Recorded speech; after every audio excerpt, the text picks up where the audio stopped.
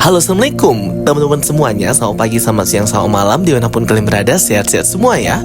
Well guys, di video kali ini Jokastoy akan ngebahas tentang film hantu, film setan Amerika yang kemarin sempat rilis di bioskop, yaitu Weapons. Jadi genre film ini tuh horor, psikologi thriller, lumayan banyak jump scare-nya, tapi nggak seperti jump scare film hantu pada umumnya, khususnya seperti Conjuring maupun Insidious ya guys. Jadi kemarin aku sudah nonton film Weapons ini, dan review dari aku dan rating dari aku, ini film tuh cuma dapat 7 out of 10. Cuman memang film ini tuh kayak di overhype banget, bener-bener dielu-elukan banget. Aku nggak tahu kenapa aku lumayan kecewa dengan film Weapons ini. Padahal dari segi premis ceritanya dan inovasi yang hendak dituangkan oleh director ke film ini tuh sudah bagus dan dapat banget. Cuman kok aku merasa film ini tuh kayak nggak bisa aku nikmatin. Nah mungkin ini bukan audiensnya aku gitu ya, tapi banyak yang suka banget film ini dan sampai katanya rebutan ya untuk dapatin hak cipta, hak sequel dan hak distribusi dari film ini. Direktornya, writer, sineas, semuanya tim ini dibilang jenius, termasuk direktornya Zack Krieger dari film Weapons ini guys.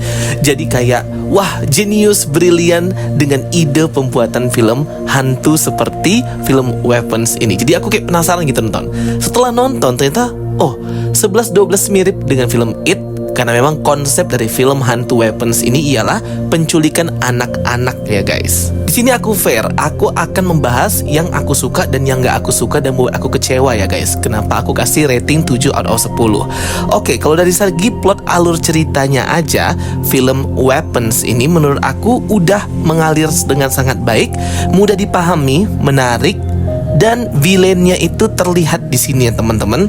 Dan perjuangan para tokoh, para karakter yang ada di film ini tuh kerasa banget gitu. Jadi intensitasnya dapat ke penonton. Nah ini yang harus dijual ya. Rasa adrenalin dari nonton film Weapons ini dapat. Dengan tokoh utamanya seorang guru perempuan, Justine Gandy, yang diperankan oleh Julia Garner. Julia Garner ini pemeran Shalla-Bal Silver Surfer di The Fantastic Four First Step. Ada juga Sorcerer Supreme Wong guys.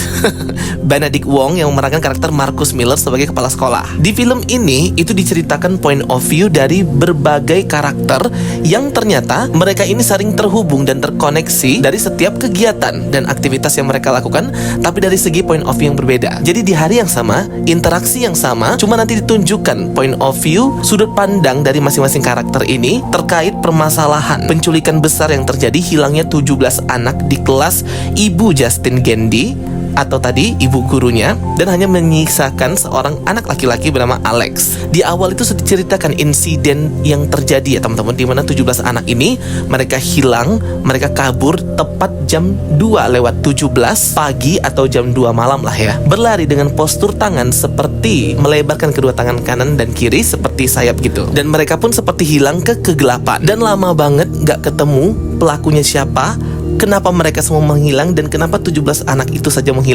sedangkan si Alex ini gak hilang. Nah para orang tua ini yang udah putus asa ya teman-teman melihat anak-anaknya itu hilang, itu hanya bisa menuduh si ibu guru Justine Gandy ini adalah seorang penyihir, atau dialah yang membuat anak-anak itu hilang. Jadi premis ceritanya itu sudah ditekankan di awal bahwa karakter ibu Justine ini, bahwa karakter ibu guru si Justine ini nantinya itu akan kena mental banget lah. Pengembangan dan acting setiap karakter yang ada di film ini itu dapat banget ya.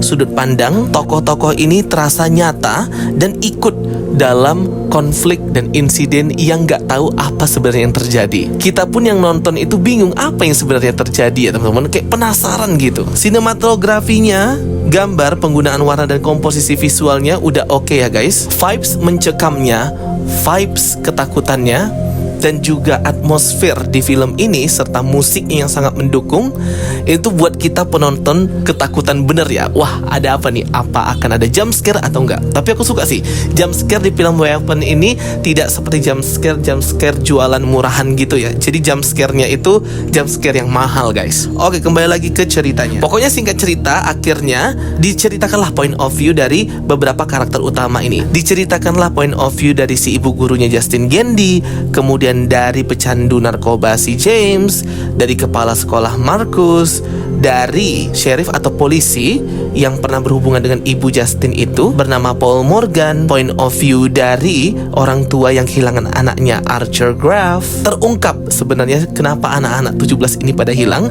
ketika di point of view si Alex. Tapi sebelumnya sudah ketahuan sih guys, karena big villainnya siapa? Yaitu si Anne Gladys atau Bibi Gladys yang seorang penyihir. Nah, bagian ini yang aku sangat kecewa. Harusnya sebelum ada menceritakan point of view si Alex ini yang ternyata adalah ponakan dari si Anne Gladys, Bibi Gladys. Dan karena Alex lah memberikan barang-barang pribadi teman-temannya 17 anak itu kepada si penyihir, bibinya sendiri, sehingga bibinya bisa mengendalikan anak-anak ini dan membuat mereka menghilang. Jangan ditampilin dulu bahwa si Anne Gladys ini hendak membunuh si kepala sekolah itu menggunakan dark magic atau ilmu hitam. Nah, jadi salah banget nih editingnya. Harusnya Gladys membunuh si kepala sekolah itu ketika point of view dari Alex ini udah keluar, udah muncul. Elemen surprise-nya itu tetap dapat. Nah, ini jadi nggak surprise lagi karena kita sudah tahu ternyata semuanya ini karena ulah si Bibi Gladys atau disinyalir adalah penyihir. Jadi semua insiden, ketakutan, hal yang mengerikan yang terjadi di kota ini dan juga yang terjadi ke ibu Justin Gandy ini semuanya karena ulah si Anne Gladys, Bibi Gladys si penyihir itu ya guys. Jadi dia ini adalah bibi dari si Alex lah diceritakan, kakak dari ibunya si Alex guys. Nah, datanglah ke kota ini dengan kondisi tua bangka.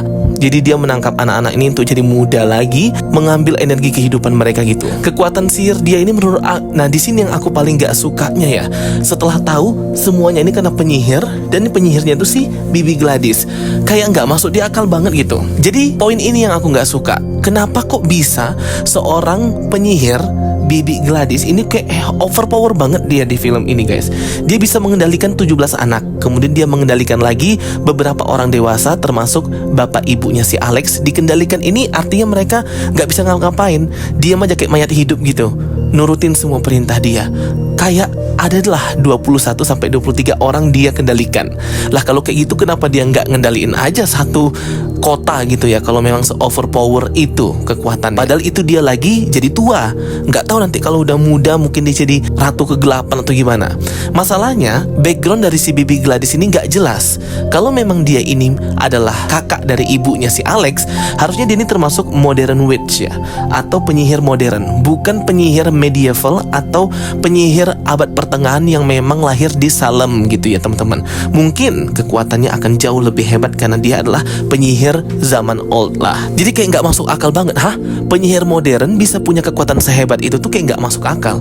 Kecuali kalau memang dia ini adalah penyihir dari zaman Salem dari tahun 1692, terus dia survive terus kan sampai di tahun sekarang ini mengendalikan ibunya Alex biar seolah-olah dia itu saudaraan padahal bukan. Nah, mungkin kayak gitu ya. Harusnya ya teman-teman. Karena mengingat kekuatan dia yang seperti hebat banget bisa mengendalikan orang. Hanya bermodalkan darahnya sendiri, rambut dan juga tongkat serta air. Ini menurut aku lazy writing banget dan kayak apaan sih? Kalau kalian nonton Autopsy of Jane Doe ini juga sama ya guys. Film horor juga.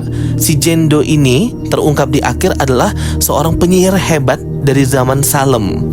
Makanya dia bisa punya kekuatan sihir menakut-nakutin si bapak dan anak yang ngurusin jenazah dia itu. Sampai akhirnya terungkap itu adalah siasat dari kekuatan sihir si Jane Doe ini untuk bisa hidup kembali. Karena di balik kulitnya tuh banyak rune atau simbol-simbol penyihir gitu untuk kehidupan kembali atau hidup dari kematian. Itu kayak hebat banget ya, karena memang dia dari Salem Witch gitu. Nah itu memang hebat banget karena memang dia adalah penyihir dari Salem gitu ya. Tapi ini tiba-tiba si Anne Gladys ini kayak nggak jelas gitu. Jadi aku agak kecewa aja sih mengingat film horor lain seperti kayak Conjuring, kan ada Falak, dia memang merupakan iblis dari neraka beneran. Atau misalnya It, arwah badut memang jahat gitu ya. Nah sedangkan Anne Gladys ini kan dia manusia, bisa mati, penyihir modern pula. Tapi kok bisa sehebat itu? Jadi lazy writing banget sih menurut aku. Dan overrated banget ya teman-teman. Film ini tuh dikatakan sebagai film terbaik, terus jadi rebutan rumah produksi. Enggak deh kalau menurut aku ya. Makanya aku ratingnya 7 aja. Tapi aku sangat menghargai plot alur cerita di film ini tidak basic ya, tidak mainstream seperti film horor pada umumnya yang ketebak, yang mudah ketebak. Oke guys, itu dia sedikit review dari aku untuk film Weapons ini. Semoga bisa menambah informasi dan menghibur kalian. Bye bye and see you next time.